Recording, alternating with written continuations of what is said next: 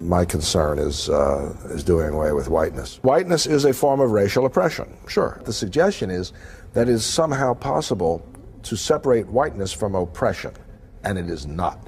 There can be no white race without the phenomenon of white supremacy. If you abolish slavery, you abolish slaveholders.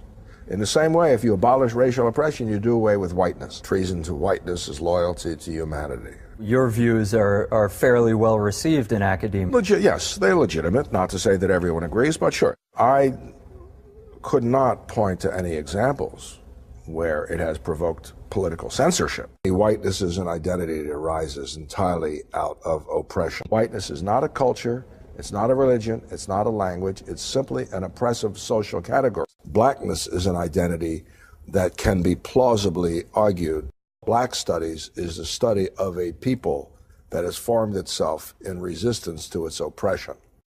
The task is to bring this minority together in such a way that it makes it impossible for the legacy of whiteness to continue to reproduce itself.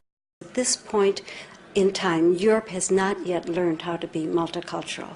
And I think we're going to be part of the throes of that transformation, which must take place. Europe is not going to be the monolithic societies that they once were in the last century. Jews are going to be at the center of that. It's a huge transformation for Europe to make. They are now going into a multicultural mode, and Jews will be resented because of our leading role. But without that leading role and without that transformation, Europe will not survive.